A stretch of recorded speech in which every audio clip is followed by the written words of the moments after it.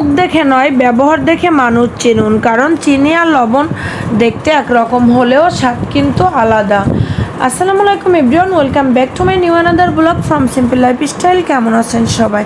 আমি বৃহস্পতিবার মর্নিং থেকে ব্লগটা শুরু করছি। ফার্স্টে এখানে আমি রুটি তৈরি করার জন্য আটা সিদ্ধ করে নিয়েছি। আমি মাল্টি কুকারে পানি গরম বসিয়েছিলাম, সামান্য 1 চিমটি পরিমাণ লবণ আর একটুখানি তেল দিয়ে আর আমি পানিটাকে সিদ্ধ করে তারপরে আটাটা রেডি করে নিয়েছি। এখানে এখন রুটিগুলো তৈরি করার জন্য আটাটাকে সুন্দরভাবে রেডি করে নিয়ে তারপরে আমি লেচিগুলো কেটে নিয়েছি। এখন একটা একটা করে রুটি তৈরি করব। আমার রুটিগুলো কিন্তু অনেকটা ফুলকো হয়। এই পর্যায়ে এখন আমি ক্যামেরা অন করতে পারি না। ইন্ডাকশনের উপরে আমি কিন্তু এটাকে দিয়ে রাখি। ইন্ডাকশনের উপরে দিয়ে রাখলে ফুলে একেবারে ডাবল হয়ে যায় রুটিগুলো। যাক, এভাবে রুটি খাওয়ার চেষ্টা করবেন। আর 8টা রুটি হয়েছিল যেহেতু, আর 4টা রুটি আমি হাফ সেকা দিয়ে ফ্রিজে রেখে দিব, যেহেতু ফ্রাইডে ছিল আজ।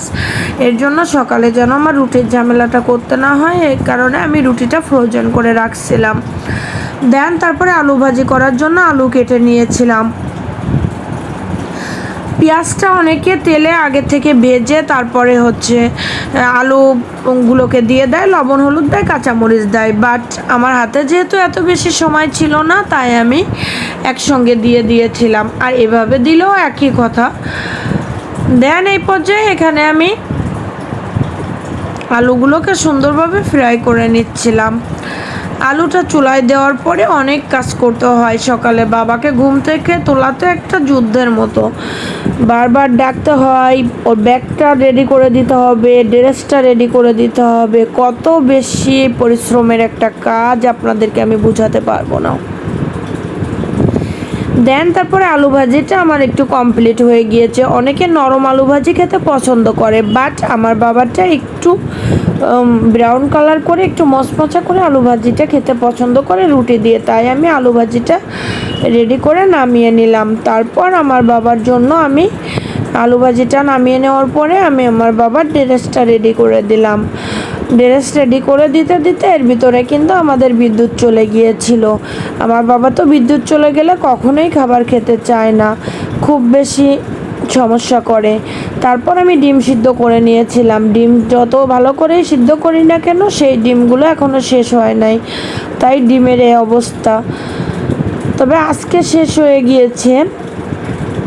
দেন তারপরে আমার বাবাকে আমি 2টা রুটি দিয়ে আলু ভাজি, ডিম সিদ্ধ, 1 কাপ চা দিয়ে সকালের নাস্তাটা রেডি করে দিলাম। সকালের জন্য পারফেক্ট একটা নাস্তা। আমার বাবাটা খেয়ে স্কুলে চলে গেল। তারপর আমি এখানে ওকে স্কুলে পাঠিয়ে দেওয়ার পরে কিছু ভিডিও এডিটিংয়ের কাজ করেছিলাম। ভিডিওগুলো আপলোড করে সব কিছু রেডি করে দিয়ে আগে আমি প্রচুর রাত জাগতে পারতাম, রাত্রে না ঘুমায়েও ভিডিওতে কাজ করতে পারতাম। বাট এখন শরীরটা ভালো না থাকার কারণে সেটা আমার পক্ষে পসিবল হচ্ছে না। আমি ডালটাকে সিদ্ধ বসিয়ে উপর থেকে যে সাদা ফেনাটা সেটা তুলে ফেলেছি। তারপরে পেঁয়াজ, রসুন, কাঁচামরিচ দিয়ে দিয়েছিলাম, একটুখানি লবণ হলুদ দিয়ে ডালটা সিদ্ধ করে নিয়েছি। এই পর্যায়ে ডাল ঘুটনি দিয়ে অনেকে ঘুটে করে নেয়, বাট ডালে আমার কিন্তু একটুখানি আস্তে আস্তে ভাব থাকলে যে কোনো ডালই আমার কাছে ভালো লাগে। তারপর এখানে একটা ফোড়ন রেডি করব। পেঁয়াজ, রসুন, শুকনো লঙ্কা, তেজপাতা আর কিছুটা জিরা ফোড়ন দিয়ে আমি এই ফোড়নটাকে তৈরি করব। আজ কিন্তু আমি আর 5 ফোড়ন দিয়েছিলাম না। 5 ফোড়নের ফ্লেভারটা কিন্তু আমি খুব বেশি পছন্দ করি না, বাট আমার বাবা পছন্দ করে তাই দিয়েছিলাম। আমার যেহেতু শরীরটা একটু খারাপ, আমি যদি খেতে না পারি, ওই ফ্লেভারটা আমার কাছে যদি ভালো না লাগে, এর জন্য গতকালকে আর দিয়েছিলাম না। আর আমাদের তো ওইভাবে ডালটা করা হয় না, ছেঁকে নেওয়া হয় না, তবে এভাবেও খারাপ হয় না, ভালোই লাগে। মরিচগুলো আস্তে আস্তে ছিল। আর যেহেতু একটু টক ডাল তৈরি করব, তাই এখানে আমি কিছুটা তেঁতুল দিয়ে দিলাম। তেঁতুল দিয়ে ডালটা রান্না করেছিলাম, এত বেশি মজা হয়েছিল সেটা বলে বোঝানোর মতো না। আজকেও ছিল অনেকটা। তারপর এই যে আমি এখানে ডালটাকে বাগার দিয়ে দেখেন ডালটা নামিয়ে নিয়েছি। তবে ডালে একটু তেলের পরিমাণটা কম হয়ে গিয়েছিল, পরবর্তীতে বুঝতে পারছি, বাট আর কিছু করার ছিল না, অনেকটা দিয়েছিলাম। তারপরেও ডাল যেহেতু একটু বেশি করে রান্না করেছিলাম। দেন আমি এখানে একটা ডিমের তরকারি রান্না করব। ডিমের এই তরকারিটা খেতে তো আমি আমার বাবা অনেক বেশি পছন্দ করি, যেহেতু ডিমগুলো সিদ্ধ করতে একটু প্রবলেম হচ্ছে, এর জন্য আমি ডিমগুলোকে ভাজি করে তারপরে আমি ডিমগুলোকে রান্না করব। সিদ্ধ করতে প্রবলেম হওয়ার কারণে আমি ডিমগুলোকে ভাজি করে রান্না করব। এভাবে ভাজি করে তারপরে আলু দিয়ে রান্না করব। তবে ডিম এভাবে ভাজি করে রান্না করার সময় যদি কুমড়ো বড়ি দেওয়া যায় তাহলে আরও বেশি ভালো হয়। ইনশাল্লাহ এবছর চেষ্টা করব আরও বেশি করে কুমড়ো বড়ি দেওয়ার জন্য। জানি না বাদ বাকিটা কী হবে। দেন এই পর্যায়ে আমি এখানে ডিমগুলোকে ভেজে নামিয়ে নিয়েছি। এখন আমি পেঁয়াজ কাঁচামরিচ দিয়ে দিলাম। পেঁয়াজ কাঁচামরিচ দিয়ে এটা একটু ব্রাউন কালার হয়ে আসলে কিছুটা, এখন আমি সব মশলাগুলো অ্যাড করলাম। আদা রসুন পেস্ট দিয়েছিলাম সামান্য একটু পরিমাণ। ডিমের তরকারিতে একটু আদার পেস্ট দিলে কিন্তু ডিমের যে একটা স্মেল আছে স্মেলটা আর থাকে না। তারপর আমি মশলাটা সুন্দরভাবে কষিয়ে নিলাম। আমি আজকে সারাদিন ভয়েস ভিডিওটা দিতে পারিনি, একটু ব্যস্ত ছিলাম, তারপরে শরীরটা ভালো লাগছিল না, বিকালেও দিতে পারিনি। এখন অনেক কষ্ট করে ভয়েস ওভারটা করছি, এত কষ্ট করে ভিডিও এডিট করি, আপলোড করি। আপনারা যদি একটু সাপোর্ট না করেন, আপনারা যদি ভিডিওটি যদি না দেখেন, তাহলে ভিডিও বানানোর আগ্রহটাই আসলে হারিয়ে ফেলে। আমার কিছু প্রবলেমের কারণে আমি পরবর্তীতে বুঝতে পারছি কিছুটা ভুল আমার ভিডিওতে, কিছু ত্রুটির কারণে আমার শর্টস ভিডিওতে একটু ভিউয়ের পরিমাণ 2 দিন একটু কম আসতেছে। ইনশাল্লাহ এটা ঠিক হয়ে যাবে।